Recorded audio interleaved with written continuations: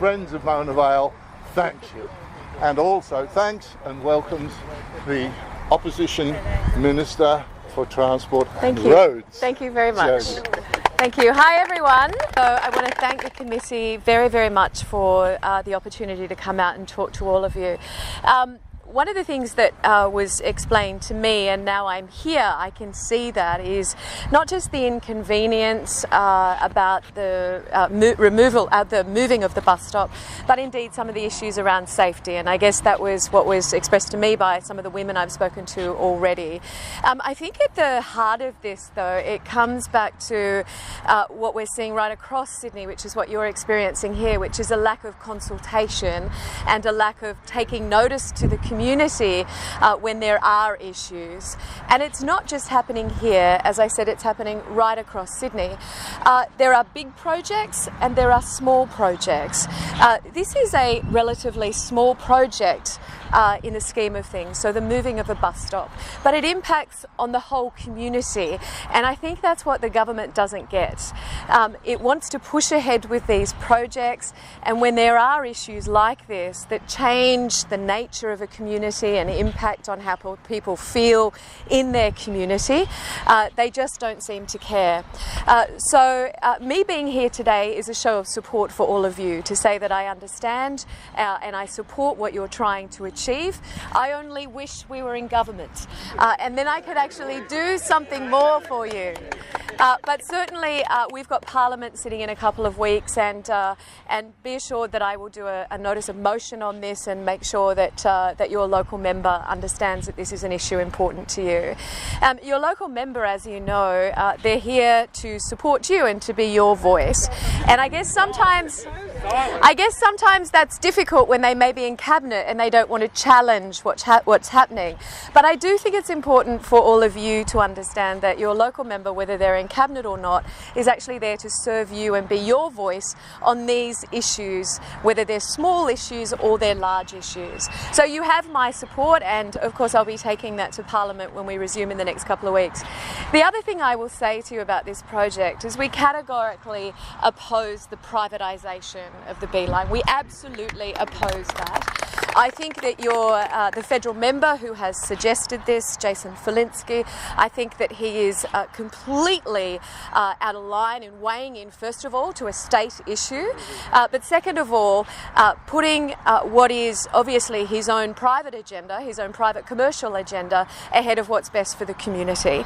So know that that's a commitment I make to you today, that we will never privatise this project, and you have our support on that. And that won't be the last thing we say about that either. The other issue, of course, which is playing out with these commuter car parks that we're seeing right along the length of this project as well, is that the cost of many of these weren't factored into the initial project. So we've seen a massive blowout in this project as well. We're seeing that again in projects right across Sydney. But I remember well reading an article that Jake Sorwick wrote. Do many of you know the article I'm referring to, where he actually exposed why the cost is now over $600 million. And I'd be interested to actually see what the cost is in the budget when it's out in the next month or so. But he went on to talk about what is at the heart of, again, the way this government is doing things, but whether it be a transport project or a road project, or indeed the way it goes about planning, because as we know, a lot of these projects are also about high-rise development and again changing the nature of communities. And what he expressed in that article was the lack of transparency, the secrecy, the lack of consultation. And again, I come back to what all of you are experiencing and living. So it's one thing reading about it in an article in the Sydney Morning Herald, but you're actually at the other end, where your voices are not being heard, they're not being taken notice of, and as a result you're getting absolutely nowhere, and you now have this construction occurring behind us. 40-year-old trees taken down. And you've had the trees taken down, which was the start of your battle, and And I note that they're still in all the drawings as well. So again, it comes back to what is going wrong with these projects right across Sydney. So know that you have my support. I'm here today to tell you that. I'm here today to tell you that I will raise this in Parliament with your local member. And I guess what I can do in the Labor Party is take him on, and I'm not afraid to do that with our Liberal MPs or ministers. If you've noticed that about me, I do take up the fight. But know that you have our support, and we will always fight to keep this in public hands. So thank you very much for the opportunity to be here, and congratulations on to all of you in coming together, because there is strength in numbers and unity in being able to say it's not just one or two people that have a concern about safety or the inconvenience or why on earth are you moving a good bus stop that works. It actually is, there is strength in all of you coming together, and I know that you were saying that there's 100 or so more of you, but it's an impressive turnout today, and I thank you very much. We want to take you on a walk from here to there. Great. So that you really have a full grasp of what it means to travel all that distance, crossing roads, etc., at night in the rain, particularly if you're a woman. Now, I don't know, some of us blokes are a bit frightened too. So, where everybody's vulnerable, it's the silliest position for a bus stop in Mona Vale as could be imagined. A lot of us are very angry with Rob Stokes. We're disappointed. He won't take phone calls. He leaves the answering machine on. He doesn't return emails that we send him or phone calls. Okay. So we'd be more than glad for you to expose Rob Stokes for not supporting his local constituents in this matter. So has he met with you as a group? So he won't even meet with you as a group? 3 times we've invited Three him. invitations. 3 invitations to 3 big meetings, and he's come to none. So what I will do, so what I will do is call on him to meet with you, and put some pressure on him in that regard. Now, I've been very remiss. I've got one more thing. I want you to meet Zoe. Yes, I met Zoe. Did you want to speak? Yeah, I wanted to sort of talk about obviously safety issues for young women too. I mean, I lived in Mona Vale briefly. I'm from Newport, and I never even wanted to come into the park at night time because it's got like an eerie feeling about it. So I think it's a very real issue, obviously, for women of any age and guys of any age too. And like somebody mentioned, an elderly gentleman. I just think that it was absolute stupidity they didn't talk to anybody in the community. Not only do we have a perfectly good bus stop, but what's wrong with the current buses? And there's one other issue. I've got a friend who's an L90 bus driver. So I'm pretty aware that he said that they're going to cut down so many trees between here and Palm Beach, specifically through Newport. There's some really old, I think they're willow trees. They are just absolutely beautiful. They've always trimmed them to fit the current buses in. Apparently they said, well, they're going to go. So this is what I actually heard, that they're going to remove all of these trees. I was just wondering if you knew anything about that. No, I don't, but that wouldn't surprise me. And the Casuarinas in Avalon, even though it's supposedly a what we can do is, I can work with you guys to actually come up with a list of questions that we can put in Parliament as well. And if that's about the number of trees, I get 9 questions a week, which is questions on notice, so we can do something on that. But Beeline will hide behind the fact that they have not acknowledged that the Beeline is going past Mona Vale. So that's how they'll hide behind. The trail runs out there already. Oh, really? We know. Well, let's get a whole lot of questions together, and we can do that. The Northern Beaches ends at Palm Beach, not here. Yeah. Particular bus driver They think it ends here. The L90's been going for years. It's the longest bus ride in Sydney. You're going to have to change. It's going to make it even longer. Yeah, of course. Of course, and we can't get any going.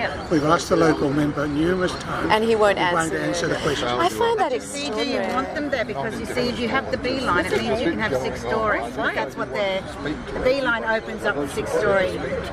Because you're bringing in the people. No, this is what happens. It's all about Then it's all development. against each other. Do you know what I mean? Like we'd be going, well, we haven't got the bus stop. Oh, we want it, and then it's like, well, actually, you don't. I mean, Avalon's in the same position. It's allowing the development. It's the beeline. They went all the way to Palm Beach. It's the same as the metro. It's the same as South East Light Rail. It's allowing that. even if you look at what's happening, for instance, around Canterbury Bankstown, the conversion of that workable line, it is all about development. They don't have one road in and one road out. Yeah, that's right. And we get used by the rest of Sydney as well. See, it's a dead end. It's sort of like if you've ever been in Barrie, where you have to just go round and round, and it's just madness because it's been overdeveloped. You can't overdevelop this any further. You can't go any further. Environmentally, it's fragile, but the fact that physically there will be way too many cars. There already is. Okay, folks, we've got to get rolling if we don't mind. Sorry to... I saw you one. If we could it's over 5 minutes to get back to that other bus stop. So this space is used for... All the time, it's our park.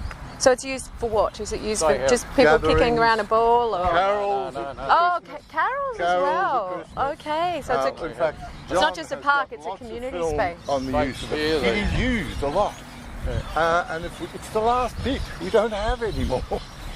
This is central to Mona Vale. But that's the hotel there. I must say, I'm really shocked that Rob won't meet with you. That is amazing, because the job of an MP, as you well know, Barrie, even if you're not in agreement with someone, you still meet with them. He's keeping a very low profile. Yeah. Part of Beeline's brief, when they started all this project, they had to provide 150 new commuter car parking spaces. Yes. The first idea was to take the tennis courts over there, and there was community uproar that would not be allowed to happen. Then they tried to take the Scout Hall, the Guide Hall and the tennis club. Which is here. Yeah. Through the Scouts' opposition and me helping them, we beat them on that. The alternatives that were given to Transport New South Wales was to go up Gulf Avenue, where there's plenty of already established parking. They could just extend on that. The car park over there is 72 car parking spaces. This is the Crown Land car park. That's the Crown Land. That's BB Reserve car park. Oh, that's BB, okay. Yes. Yeah. Now, the alternative was given to them to go out the back a bit further, use a little bit of golf course land, and they could put in another 70 or so spots, and they'd end up with 150. What they've done now is says, no, we're not going to do any of that. They're paying Northern Beaches Council $2.4 million for that car park, which only cost less than $500,000 to build. There's 72 car parking spaces, 36 are 4-hour timed, and the other remaining have been commandeered by the council. Yes, I've read all Yes, so that's an annoyance that it should be worth more than 2.3 million, you know. You would think so. It's Crown Land. They're not paying for the asset that they should be paying for. No, it's extraordinary. And they're taking away community car parking for Beeline. So, in effect, Beeline have not provided any car parking spaces when they said they had to provide 150. They've just taken over car parking spaces. Yes. We're losing those two bus stops. There's a bus stop up this there. Is the other bus stop. One there and the one here. Yeah. We're losing those. Yeah. Now, that car park at night, there's no lighting, it's dark, it's in trees. This intersection, since I've been here in the mid-80s, 2 people have died in this intersection. Killed walking across with the green light. Yeah, on the traffic signals with the green light. No safety reports been done by Transport for New South Wales. This is the main access to... See, there's self-approval. This is a problem. It is. They can self-approve, so they don't actually have to do a traffic report. They'd actually have to look at anything related to... They can just overrule, they can take over Crown Land, they can do whatever they want. Well, I think they need to be exposed for not looking at the community issues that have been raised with them in regards to safety. And over there, as I say, there's no lighting. At night time, that's pitch black. You can't see anything. And this is their main commuter car park. Yeah. It's wrong. Yes. So people will be crossing here to get to the bus stop? 2 and in the morning, they'll be going to and from. Jodi, did you see these ladies? They're interested in what's happening to the Girl Guides opposite over here. There's a parking station being bought by Beeline off council. It's going to take 36 4-hour spots, which feeds the Girl Guides. Oh, so you'll have no parking? No parking for the local Girl Guides or the Scouts. And also they run ballet most afternoons. So it's used as a community centre and they're taking the parks. Oh my goodness, Not so much community, community well, it is, for the it's Scouts a community and the hub. So all the casual parking will be given over to the V line. And so where will you park? I don't know. When you pick the children up from Scouts or ballet or Girl Guides, there'll be you don't know where you'll Did park. council consider that when they sold them the land? They haven't sold them the land. It's I think it's more a lease, isn't it? Ross? I was actually on. Aren't they selling them the land, council, for the car park? Or are they leasing it? It's actually Because it's actually Crown land. Yes. so- And council has care, control and management of it now. Also, we don't even know the arrangement where the Transport for New South Wales is now the Crown land manager. So they're the... No, There is a memorandum. council is the Crown land manager of that big reserve car park. But we're not sure what the $2.4 million is for. I think it's for the use of the car park. I still think council's going to own it. Okay, well maybe that's something we need to find out. $2.5 million to offset the loss of existing council parking at BB Park. And what's But council money- going to do with that money? This we're unsure of yet. This went to And it's the council, Northern Beaches the first meeting after the Pittwater Council was dissolved. It hadn't been fully debated by the former council, which I was on as the Yes, I remember this, where it just happened like this. Yeah. And unless they put that 2.4 back into something to parking for people, they've just given council 2.4 million and taken away the 34. What do they say though? It's to 2.5. compensate for the parking. So money doesn't compensate for parking places.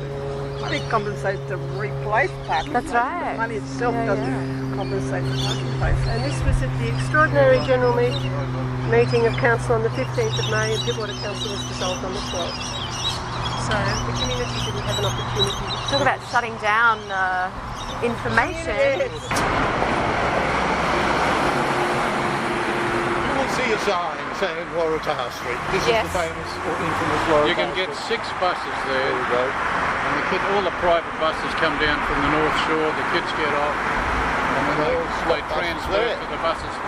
And we've had to do pre-poll there, so we've been in amongst all these school kids So you doing know. pre-poll. So we've had plenty of experience of them. It's safe, they just get off and then they get back on again. But they're trying to argue that it's not safe, I And can't they see can walk that. up here undercover Yes, of course. with lights. And everybody knows At where it night is and time. it's convenient. Instead of getting off there, you get off here, you can walk around there, there's park. I mean, you can understand if there wasn't the space to do it, but if they're going to cannibalise parking here, why not leave the bus stop? That's what we're saying. And if they have to take a couple of parks here. That's our number one argument, and I think you can push the government back on that. No, We're hoping there's you obviously another agenda here, gentlemen. Oh, well, 6-storey buildings here. will. Oh yeah, this is where That's the the 4, other 5 agenda. and 6%.